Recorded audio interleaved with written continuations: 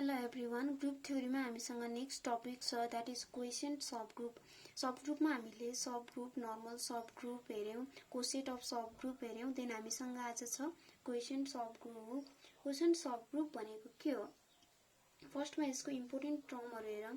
Let us suppose जी भन्ने हामीसँग एउटा ग्रुप छ जुन कस्तो ग्रुप हो, एउटा हामीले मल्टिप्लिकेटिभ ग्रुप सपोज गर्यौं जी भनेर एज डिफल्ट. एन हामीसँग छ normal subgroup of G. Then for all A belongs to G, हामीलाई के थाहा छ?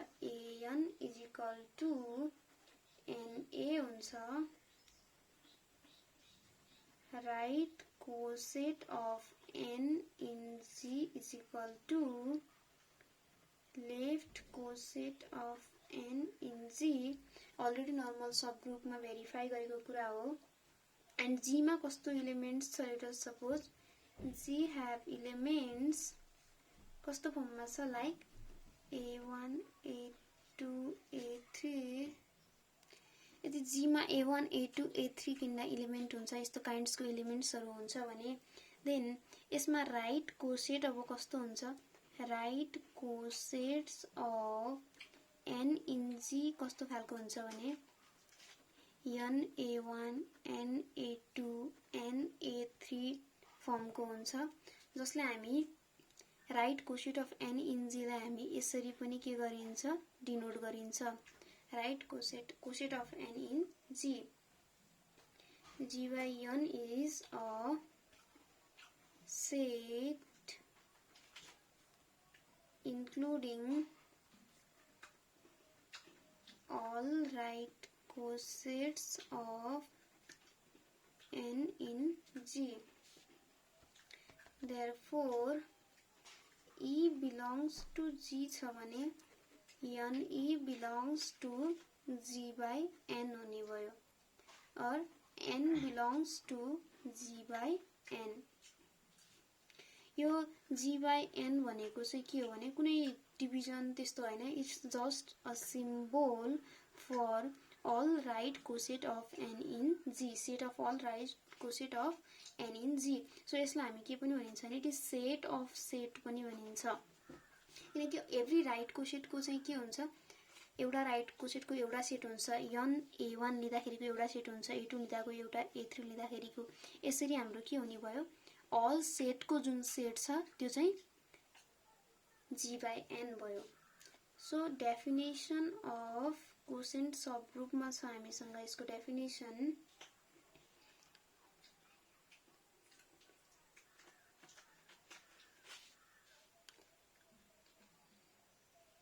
यसको डेफिनेसन अब हामीले यसैको थ्रुबाट थाहा हुन्छ. जी मा एलिमेन्ट्स A1, A2, A3 को खालको एलिमेन्ट थियो. यसको राइट कोसेट हामीसँग Na1, Na2, Na3 जसलाई हामीले G by N भनेर नोट गरियो, जुन हाम्रो जस्ट अ सिम्बल हो भनेर भन्यो. G by N भनेको कुनै डिभिजन हैन.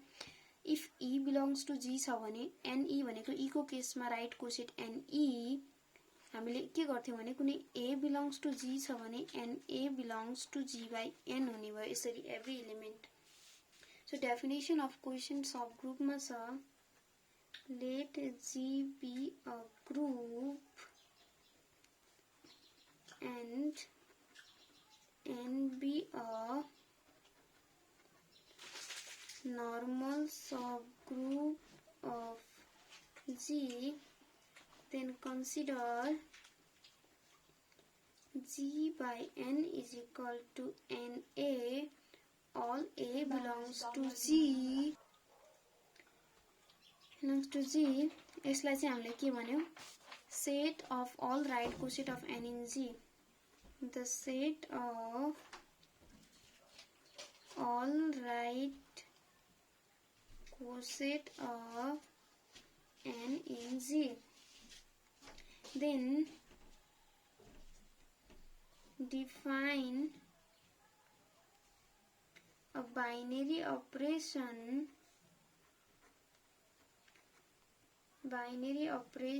on G by N as follows. यो जुन हाम्रो जी बाई एन भन्ने ग्रुप भयो नि त्यसलाई नै चाहिँ हामी के भन्छ, यसले जुन ग्रुप फर्म गर्छ त्यही ग्रुपलाई चाहिँ हामी के भनिन्छ, क्वोशिएन्ट ग्रुप भनिन्छ। हामीले त्यसमा चाहिँ यसमा बाइनरी अपरेसन कसरी चाहिँ डिफाइन गरिन्छ भने यो हाम्रो चाहिँ थ्योरम हो, जुन थ्योरममा चाहिँ हामीलाई काम लाग्छ NA is equal to NAB for all NA and B belongs to G by N. Then with this binary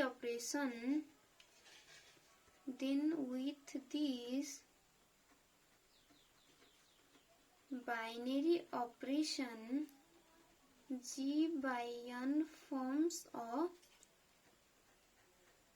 group.